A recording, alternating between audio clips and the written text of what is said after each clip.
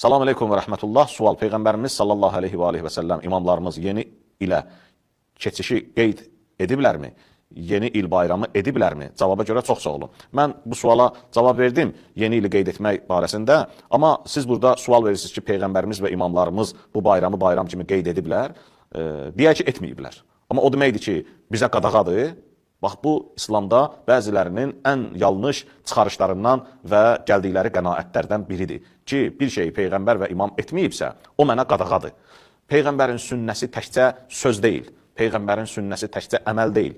Peyğəmbərimizin sünnəsində təqrir deyilən bir məqam var. Yəni, Peyğəmbərin sünnəsi deyiləndə Peyğəmbərin sözü, hərəkəti, əməli və bir də təqriri. Təqriri, yəni susması. Peyğəmbərin susub bir söz deməməsinin özü də sünniyə daxildir. Və bu o deməkdir ki, burada qadağa yoxdur. Əgər qadağa olsaydı, Peyğəmbər və imam 100% bunu deyərdi. Peyğəmbərin etməməsini, imamın etməməsini biz yanlışlığımız buradadır ki, qadağa kimi götürürük özümüzə. Amma bu qadağa deyil. Məsələn, Peyğəmbərimiz, imamlarımız çox şeyi etməyiblər öz həyatlarında, öz həyat tərzində. Amma biz bu günləri həmin şeyləri eləyirik. Məsələn, geyimlərində olsun, yaşayışlarında olsun, mini vasitələrində olsun, nə bilim, o qədər məqamlar var ki, Peyğəmbər imam etməyib, amma biz edirik. Və etməyə də haqqımız var. Bizə əsas odur ki, qadağa qoyulmayıb bu işə. Və qadağa qoyulmayan bir işə biz əgər qadağa qoysaq, bu artıq İslamda olmaz. İslamda qadağandır, qadağan olmayan şeyə qadağa qoymaq. Bir daha təkrar edirəm. İslamda qadağandır ki, qadağan olmayan bir şeyə biz gəlib özümüzdən qadağa qoyaq. Əgər bizim əlimizdə dəlil budursa ki, Peyğəmbər imam etməyib, bu qadağa olmağa dəlil deyil. Bax, bu incə nöqtəyə hamımızın fikir verməyimiz lazımdır və hər halda etməyiblərsə, biz ediriksə bunun nə eybi var ki?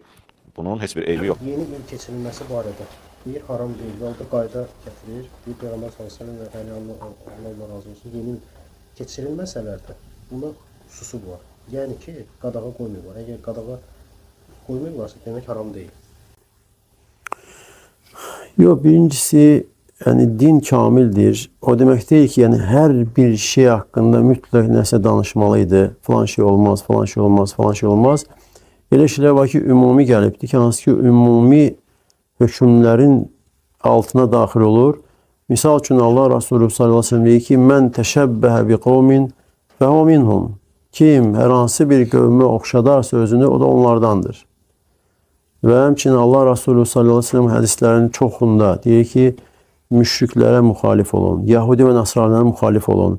Və həmçinin hədislərində buyurur ki, siz lətəttəbi'unnə sənənə mənkən qabləkum, siz sizdən öncəkilərin yoluna tabi olacaqsınız. Qarış-qarış, addım-addım və deyirlər ki, Resulullah, Yahudi və Xristiyanlar mı deyib, başqa kim? Yəni, qeyri-müsəlmanlara, müşriklərə, Yahudi və Xristiyanlara tabi olmamaq əmr olunub və bir də ki, müxalif olmaq, həm özünü onlara oxşatmamaq əmr olunub və bir də ki, onlara müxalif olmaq. Oxşatmamaq, insan əməllər nə olur? Hansı ki, elə əməllərdir ki, onu eləyəndə onlara oxşadır insan özünü. Və müxalif olmaq isə ola bilər, insan özündən asılı olmayan bir şeydir, lakin çalışır ki, onlara müxalif olmaq. Və bu da dinin əsaslarındandır ki, insan qeyri-müsəlmanlara, Yahudi və Nasranilərə oxşamaması lazım. Və Peyğəmbər s.ə.v Mədinəyə gələndə görür ki, bayram keçirirlər və deyir ki, Allah Teala sizi başqa iki bayramla bunu əvəz edir. Yəni, Qurban və bir də ki, Ramazan bayramıdır. Yəni, müsəlmanlar üçün Allah Teala iki bayram təyin etmişdir. Qurban və bir də ki, Ramazan bayramı. Lakin başqa bayramlar isə yəni, İslamda olmayan bayramlardandır. Yəni, heç kəs hər hansı bir bəhanə və yaxud da üzürlə yəni, özünə bir bəhanə gətirməli deyil. Yəni, bilməlidir ki, yəni, bu din, müsəlmançılıqla heç bir əlaqəsi olmayan bir şeydir. Yeni il olsun və yaxud da başqa bayramlar olsun, İslamla, müsəlmançılıqla heç bir əlaqəsi yoxdur. Nə Peyğəmbər sallallahu aleyhi ve sellem, nə sahabələr, nə ki onlardan sonra gələn tabiinlər, ətbə-i tabiinlər, hansı ki bunlar haqqında hədis gəlib ki, onlar xeyirli nəsildir və onlar bu şeylər eləməyiblər və bundan uzaq olublar. Və insan da əgər müsəlmanam deyirsə, Peyğəmbər sallallahu aleyhi ve sellemə yəni, tabi olanlardandırsa, onda haqqı ilə tabi olmalıdır və həqiqi müsəlmançılığını yaşamağa çalışmalıdır. Elə şey var ki, insan istər-istəmə günaha düşür, özündən asılı olmayaraq. Amma belə şeylər isə qəsdən, bilərəkdən bu günah eləmək, hansı ki, yəni İslamda olmayan Nəsranilərin, Yahudilərin, onların adətlərini qəsdən eləmək isə, yəni böyük günahlardandır.